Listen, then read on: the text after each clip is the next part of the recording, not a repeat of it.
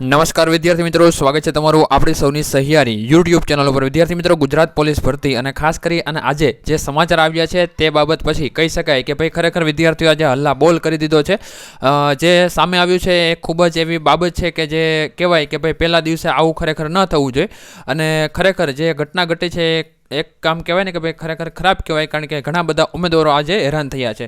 તો શું આવે છે બાબત તેના વિશે આપણે વાત કરવાના છીએ। શારીરિક કસોટી દોડ 2026 બાબતે, કારણ કે આજ પ્રથમ દિવસ છે અને પ્રથમ દિવસે જ ઉમેદવારોએ હલ્લા બોલ પણ કરેલો છે।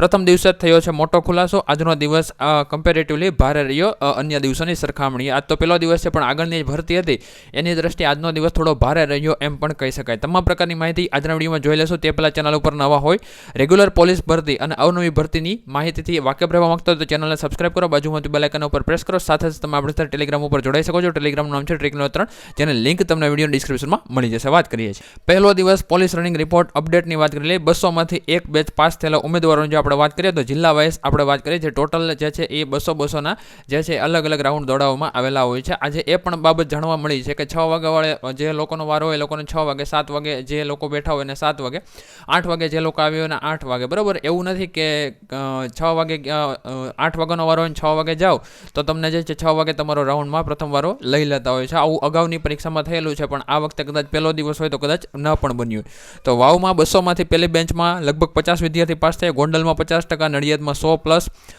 અમદાવાદમાં 110+ પાસ રહ્યા છે। અને આપણે વિચાર કરીએ તો કદાચ અત્યારે ઠંડી છે તો જેટલી સંખ્યા હાજર રહેવી જોઈએ તેટલી સંખ્યા હાજર પણ રહેતી નથી।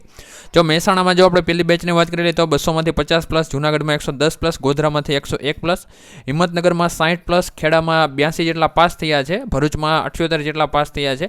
તો જે છે આ આખું પાસની જે ટકાવારી છે તમે જોઈ શકો છો। પ્રથમ દિવસે અમદાવાદ અને જૂનાગઢનો દબદબો છે। અમદાવાદમાં 110+ જેવા પાસ થયા, જ્યારે જૂનાગઢમાં 110+ પાસ થયા છે।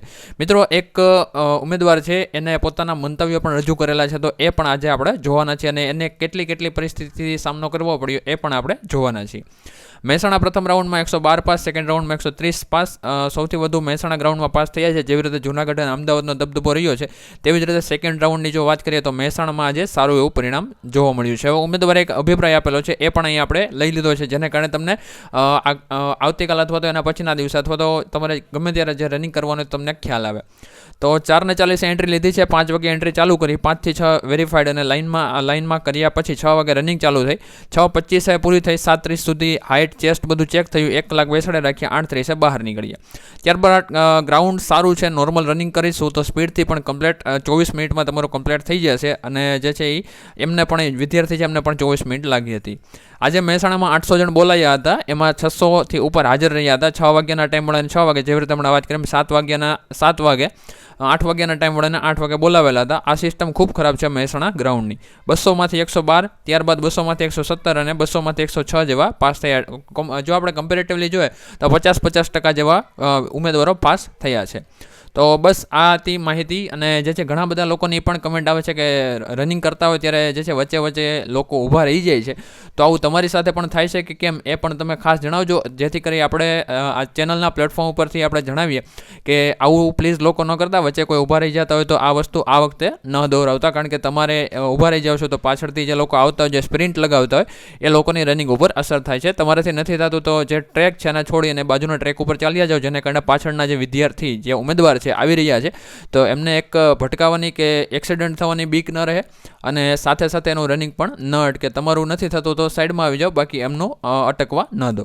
તો બસ મિત્રો, આજના વિડીયોમાં આ સુધી રાખીએ છીએ, મળીએ છીએ કોઈ નવા વિડીયોમાં। જય હિન્દ, જય ભારત, વંદે માતરમ। રેગ્યુલર પોલીસ ભરતીની અપડેટ લેવા માટે આ ચેનલને સબસ્ક્રાઈબ કરી રાખજો। મળીએ છીએ નવા વિડીયોમાં।